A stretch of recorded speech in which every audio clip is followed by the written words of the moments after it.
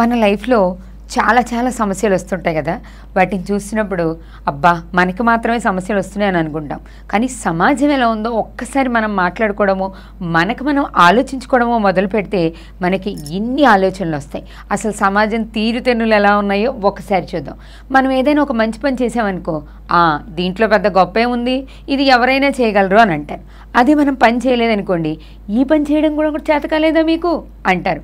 లేదు, మనం తెలివైన వాళ్ళని అని అనిపించుకున్నాం అనుకోండి, వీళ్ళు బాగా తెలివైన వాళ్ళని వీళ్ళకి పొగరుంది అంటారు. లేదు, మనం కొంచెం అమాయకంగా కనిపించామనుకో, వీళ్ళకి అసలు ఏం రాదు, వీళ్ళు దేనికి పనికిరారు అని అంటారు. మీరు కనుక ధైర్యంగా ఉన్నారనుకోండి, ప్రతిదానికి ముందుకు వెళ్ళిపోతారంటారు. లేదు, మనం కామ్గానే ఉన్నాం అనుకోండి, వీళ్ళు చాలా పెరిగి వాళ్ళు, వీళ్ళతో పని కాదు అంటారు. ఒక అడుగు ముందుకు వేస్తే ఎందుకు వేశారు అని అంటారు. అదే ఒక అడుగు వెనక్కేస్తే మనతో పాటు సమానంగా నడవడం వీళ్ళకి రాదు, కాలంతో వీళ్ళు పరిగెత్తలేరు అంటారు. ఫైనల్గా మనం ఏం చేసినా సరే దాంట్లో ఉన్న మంచిని ఎంతమంది చూస్తారో దాంట్లో ఉన్న చెడుని అంతకంటే ఎక్కువ మంది చూసే సమాజంలో మనం ఉన్నాం. కాబట్టి ఎదుటి వాళ్ళు మనల్ని విమర్శిస్తున్న ప్రతిసారి ఇది నిజమేమో అన్న భయంతోనో, మనం దేనికి పనికిరామన్న బాధతోనో అక్కడే ఆగిపోతే మనం అనుకున్నది ఎప్పుడూ సాధించలేం. మనం ముందుకు వెళ్ళాలి అంటే మనల్ని ప్రోత్సహించే విమర్శల్ని తీసుకోవాలి. అది నిజమైన విమర్శ అయి ఉండాలి. మనల్ని భయపెట్టే వాళ్ళని విని వెళ్ళిపోవాలి. కానీ అక్కడే ఆగిపోతే మనం ముందుకే వెళ్ళలేం, అనుకున్న గమ్యాన్ని చేరుకోలేం. మన జీవితానికి మనమే శాసనకర్తలు, నిర్మాణకర్తలు కూడా. దారిలో ఎన్నో వస్తాయి. పూలు మాత్రమే కాదు, ముళ్ళు కూడా వస్తాయి, రాళ్ళు కూడా వస్తాయి. ఆ ముళ్ళని మెల్లగా తీసేయడం తెలియాలి, రాళ్ళని మనకి బాటలుగా మార్చుకోవడం తెలియాలి.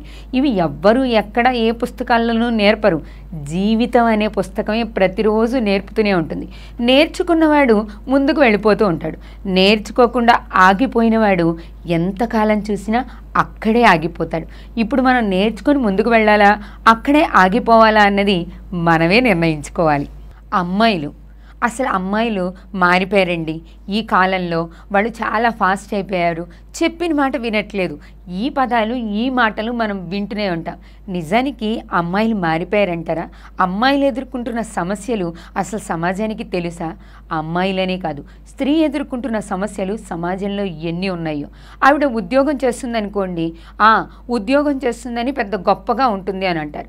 ఉద్యోగం చేయట్లేదనుకోండి, ఏ ఉద్యోగం చేయట్లేదు, ఇంట్లో తిని కూర్చుంటుంది, భర్త తెచ్చే సంపాదనతో హాయిగా తింటుంది అని అంటారు. లేదు, ధైర్యంగా ఏదైనా ఒక నిర్ణయం తీసుకుందనుకోండి, ఈవిడికి బాగా ధైర్యం ఎక్కువ, ప్రతిదానికి తెగించేస్తుంది అని అంటారు. వాళ్ళ వస్త్రధారణతోనే వాళ్ళ ప్రవర్తనని వీళ్ళే నిర్ణయించేస్తారు. లేదు, పిరికిగా ఉందనుకోండి, ఆవిడ కామ్గా ఉందని అనుకోరు, ఈవిడ పిరికిది, ఏ పని చేయలేదు అని అంటారు. లేదు, మనం ఏదైనా కొంచెం ధైర్యం చేసి ఏదైనా ఒక అడుగు ముందుకు వేశారనుకో, ముందుకు అడుగు వేసింది చాలా పొగరు అంటారు. వెనకడుగు వేసిందనుకో, దేనికి పనికిరాదు కాబట్టి వెనక్కి నిలబడిపోయింది అంటారు. వాళ్ళతో పాటు సమానంగా నడవలేము, ముందుకు నడిస్తే ఒప్పుకోరు, వెనక్కి నడిచినా ఒప్పుకోరు. అంటే స్త్రీ ఏ పని చేస్తున్నా కూడా, ప్రతి పనిలోనూ కూడా ఆవిడలో లోపాలని వెతికే సమాజంలోనే మనం ఉన్నాం. లోపాలు కనిపించిన ప్రతిసారి ప్రతి మహిళ, ప్రతి స్త్రీ నేను నిజంగానే ఇలా ఉన్నానేమో, ఇది తప్పేమో అని ఖచ్చితంగా ఆత్మవిమర్శ చేసుకుంటారు. కానీ విమర్శలు ఎన్నో వస్తుంటాయి. దాంట్లో ఏవి మంచి విమర్శలు, ఏవి మనల్ని ధైర్యాన్ని తెచ్చే విమర్శలు, ఏవి నిజంగా మనలో పరిణతి తీసుకొచ్చే విమర్శలు అని ఒక స్త్రీగా అందరూ ఆలోచించుకోవాలి. వచ్చే ప్రతిదాన్ని తీసుకొని బాధపడిపోయి అక్కడే ఆగిపోకూడదు. అలా అని ఇచ్చే ప్రతి దాన్ని కూడా తప్పు పట్టేసి పక్కకి తోసేయనూకూడదు. విమర్శల్లో మంచి విమర్శలు తీసుకొని వాటిని అంగీకరిస్తూ మనల్ని మనం మార్చుకొని మనకి మనం ధైర్యం చెప్పుకుంటూ సమస్యలతో పోరాడుతూ ముందుకు వెళ్ళాలి. అలా వెళ్ళగలిగితేనే స్త్రీ తను అనుకున్నది సాధిస్తుంది, తన గమ్యాన్ని చేరుకుంటుంది. నిజానికి మిగతా వాళ్ళందరికంటే కూడా కుటుంబంలో స్త్రీ మాత్రమే ధైర్యంగా ఉండాలి అని అంటాను నేను. ఎందుకు? ఆవిడ ఒక్క పాత్రతో మిగిలిపోవట్లేదు. తను ఒక కూతురిగాను, ఆ తర్వాత భార్యగాను, ఆ పైన తల్లిగాను, తల్లి తర్వాత ఇంకా చాలా చాలా పోస్టులే ఉన్నాయి. ప్రతి చోట అందరికంటే ఎక్కువ బాధ్యత ఉండాలి, ఓపిక ఉండాలి, ఓర్పు ఉండాలి. వీటన్నిటినీ మనం కలగలుపుకొని ఉంటేనే మనం ఒక సమాజాన్ని, ఓ కుటుంబాన్ని, ఒక వ్యవస్థని సరిదిద్దగలుగుతాం. అందుకే సమాజంలో స్త్రీ ధైర్యంగానే ఉండాలి, ఎప్పుడూ వెనకడుగు వేయకూడదు, ధైర్యంగానే ముందడుగు వేయాలి. ఇంకొక చిన్న మాట, స్త్రీ అసలు సమస్యలు ఎదుర్కోవట్లేదని మనం అనుకోవడానికి లేదు. చిన్నతనంలో ప్రస్తుతం ఉన్న సమాజంలో అయితే చాలా సమస్యల్ని ఎదుర్కొంటుంది. చిన్నతనం నుంచి మొదలు పెడితే పసిపాపగా ఉన్నప్పుడు కూడా తన పరిణతి ఏంటి, తనకేం కావాలి అనే విషయం ఆ చిన్న వయసులో తెలియకపోయినా అది చెప్పే అవగాహన కొన్ని కుటుంబాలలో, కొన్ని ఇళ్లలో అసలు ఆ పాపకి ఏం కావాలో తను చెప్పే అవకాశం కూడా లేని పరిస్థితులు కొన్ని ఉంటాయి. అలాగే నలుగురి మధ్య పెరుగుతున్నప్పుడు తండ్రి లేకపోతే అన్నదమ్ములు వీళ్ళందరూ ఆవిడని ఎంతో బాగా రక్షిస్తున్నాం అనుకుంటూనే తనకి కొన్ని హద్దులు పెట్టేస్తూ ఉంటారు. అవి హద్దులు అని తెలిసేసరికి కొంత వయసు అయిపోతుంది. కాస్త పరిణితి వచ్చి యవ్వనంలోకి వచ్చిన తర్వాత ఈ హద్దులు కొంచెం మితిమీరి ఉంటాయి. కొన్ని మంచి చేసేవే ఉంటాయి, ఖచ్చితంగా తీసుకోవాలి. కానీ ఆ స్థితిలో స్త్రీ మీద 1,00,000 కళ్ళు, 1000 ఆలోచనలు, 100 మాటలు ఉంటాయి. ఆ మాటల్లో ఎన్ని నిజాలో తెలియదు, ఎన్ని అబద్ధాలో తెలియదు. కానీ వాటిని తీసుకోవడానికి ఆ వయసులో మనసు సిద్ధంగా ఉండదు. కానీ తీసుకోవాల్సిన పరిస్థితులు ఉంటాయి. అది దాటి ఉద్యోగమో లేకపోతే వివాహమో అనే పేరుతో జీవితంలో మనకే తెలియకుండా జరిగే అతి పెద్ద మార్పు అది. ఆ మార్పుని స్వీకరించడానికి ఖచ్చితంగా మనం స్త్రీగా సిద్ధంగానే ఉండాలి. అది ఎవరి జీవితంలోనూ జరగదా అంటే, పురుషుల్లో వచ్చే మార్పు కంటే స్త్రీ జీవితంలో వివాహం ఎంతో మార్పు తీసుకొస్తుంది. అలా వివాహం అనే మార్పుతో కొత్త జీవితంలోకి అడుగు పెట్టాక కొత్త కొత్త మనుషులు, కొత్త కొత్త వాతావరణం, కొత్త ప్రాంతం, నీది కాని ఇంటి పేరు నీదవుతుంది. నీకు ఏమాత్రం సంబంధం లేని మనుషులు నీ వాళ్ళు అవుతారు. అసలు నీకేమాత్రం అవకాశము లేనటువంటి ప్రాంతంలో నువ్వు బ్రతకాల్సి వస్తుంది. దాన్ని తీసుకోవాలి. దాంట్లో ఏమాత్రం లోటు జరిగినా, ఓ చిన్న పొరపాటు జరిగినా కూడా అది నీ వైపు లోపంగానే చూపిస్తుంది సమాజం.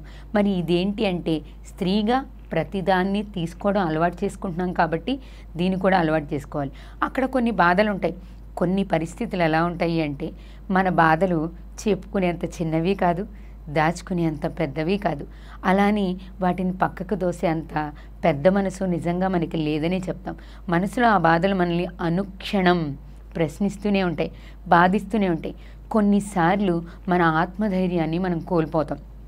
మరి కొన్నిసార్లు మన ఆత్మాభిమానాన్ని కూడా మనం కోల్పోతాం. ఆ తర్వాత తల్లిగా మారాక శారీరకంగాను మానసికంగాను కూడా ఎన్నో మార్పులు వస్తాయి.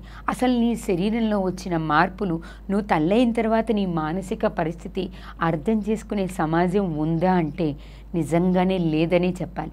అది ఎవ్వరికీ అర్థం కాదు. ఒక తల్లిగా, ఒక స్త్రీగా నీ బాధ నీకు మాత్రమే అర్థమవుతుంది. ఆ మార్పుని కూడా నువ్వు తీసుకోగలగాలి. ఆ బాధని కూడా నువ్వు భరించగలగాలి. అది దాటి ఇంకొంచెం ముందుకెళ్తే పిల్లలు మొదలు పెడతారు, నువ్వు మాకేం చేశావు, ఏమిచ్చావు, ఈ రోజుకి అదే మాట వినపడుతూనే ఉంటుంది. అంటే ఇంత చేసాం కదా అని మనం అనుకున్నా కూడా ఆ మాటల్ని తీసుకోవాలి. అది కూడా నవ్వుతూనే. సమాజంలో ఎవ్వరికీ లేని అదృష్టమో దురదృష్టమో ఏంటో తెలుసా, ప్రతి మాటని కూడా, ప్రతి విమర్శని కూడా నవ్వుతూనే తీసుకోవాలి స్త్రీ. తిరిగి మాట్లాడే అవకాశం ఉండదనే చెప్పాలి. ఇక అది దాటి ఇంకొంచెం ముందుకెళ్ళి వార్ధక్యం అనేది మీద పడుతున్నప్పుడు ఇన్ని సంవత్సరాల పోరాటం చేసి చేసి చేసి ఒక రకంగా ఆవిడ శారీరకంగాను మానసికంగాను కూడా అలిసిపోయిందనొచ్చు. ఆ అలుపుకి సేద ఉంటుందా, ఆ అలసటకి ఓదార్పు ఉంటుందా అంటే ఖచ్చితంగా ఉండదు. అప్పుడు కూడా రెండో ప్రయాణం మొదలవుతుంది. అమ్మమ్మగాను, నానమ్మగాను, లేకపోతే కొడుకులకి బాధ్యతలు నేర్పించేటటువంటి తల్లి రెండో పాత్రగాను, ఏదైనా కావచ్చు, పాత్ర ఏదైనా కావచ్చు. వార్ధక్యంలో కూడా ఎన్నో రకాల బాధ్యతలు చుట్టూ కనిపిస్తూనే ఉంటాయి. అసలు ఈవిడికి విశ్రాంతి ఎక్కడా, మనశ్శాంతి ఎక్కడా? నిజానికి పాపగా పుట్టిన దగ్గర నుంచి పండు ముసలిగా బ్రతికే వరకు స్త్రీకి విశ్రాంతి అనేది ఉండదు. అది శారీరకంగాను కూడా మానసికంగాను కూడా. మరి ఇది ఎవరికి అర్థమవుతుంది? పోనీ ఎవరి కోసం చేస్తున్నాం అంటే ఈ రెండు ప్రశ్నలకి కొన్ని యుగాలు గడిచినా సమాధానం ఉండదు. ఎందుకంటే స్త్రీ మనసు చదవడం అంత తేలిక కాదు. సముద్రం కంటే లోతుగా ఉంటుంది ఆ మనసు. దాంట్లో ఉన్న బాధలు చూసే వాళ్ళకి ఎప్పటికీ అర్థం కావు. కాబట్టే ఇన్ని భరిస్తున్న స్త్రీ మహోన్నతమైనదనే చెప్పాలి. ఇన్ని పాత్రలు పోషిస్తున్న స్త్రీ గొప్పదనే అనాలి.